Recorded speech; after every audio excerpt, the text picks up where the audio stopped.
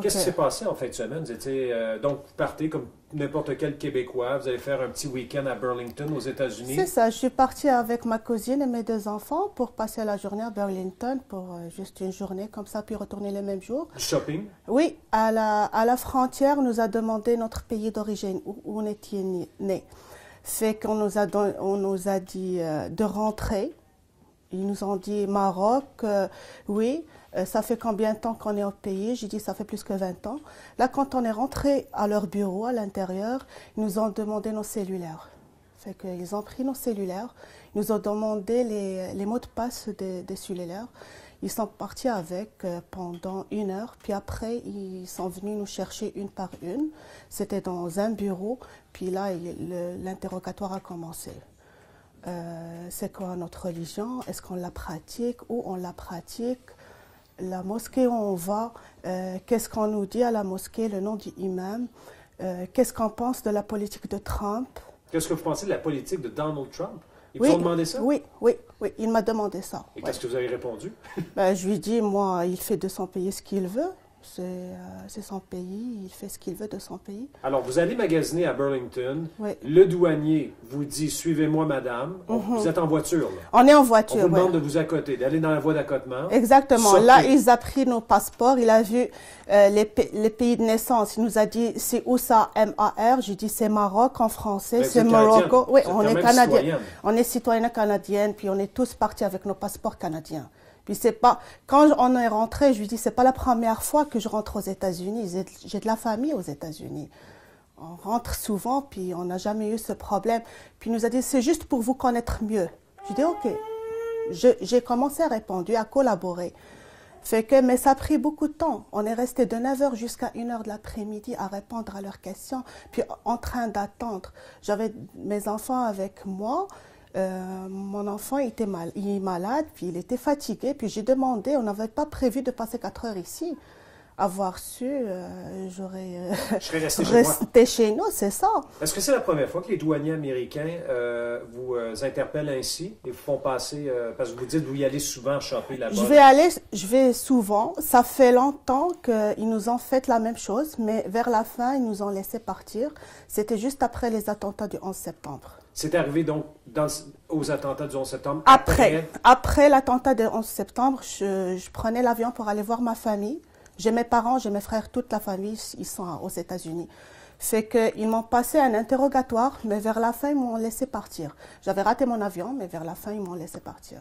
Puis là, ça s'est reproduit en fait. Mais là, ça s'est reproduit ce week-end-là qui vient de passer, oui. Comment vous interprétez ça?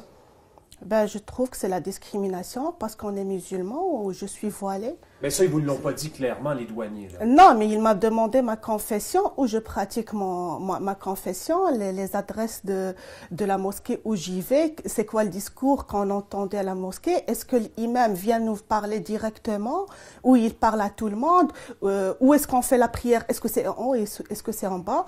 Puis il a tout fouillé mon téléphone, puis il a vu que j'avais fait une donation pour les victimes de Québec. Puis il m'a dit, est-ce que ça fait partie de ta famille, les victimes? Est-ce que tu connais quelqu'un? C'est là que je suis, oui, il a vu mon message que j'ai fait une donation pour eux. Alors, ils ont vraiment fouillé, ils ont regardé même les vidéos dans votre cellulaire? Ils ont regardé les vidéos, puis nous ont demandé de commenter chaque vidéo. Les vidéos, c'est des vidéos en arabe qu'on reçoit sur WhatsApp.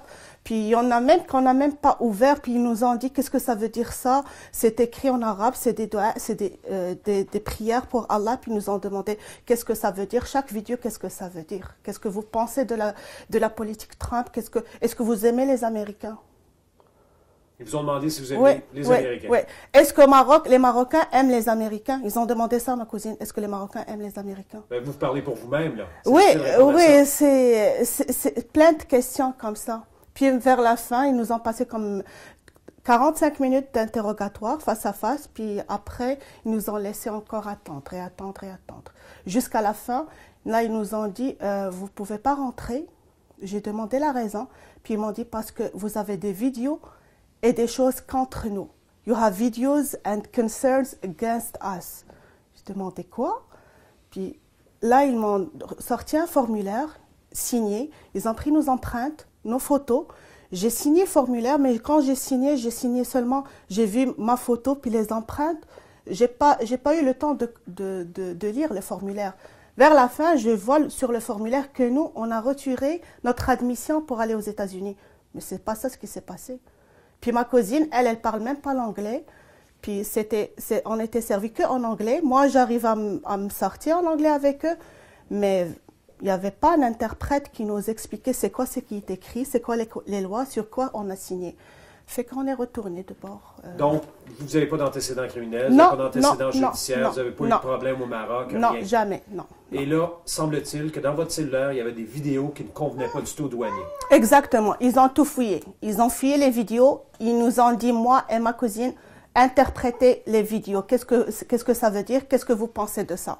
Est-ce que c'était incriminant, les vidéos? Est-ce que c'était pas incriminant, mais est-ce que c'était dérangeant à ce point-là? Non, c'est des prières qu'on reçoit, que tu dis chaque matin avant de sortir de la maison. C'est des choses en arabe, c'est des vidéos en arabe, c'est des vidéos de 30 secondes.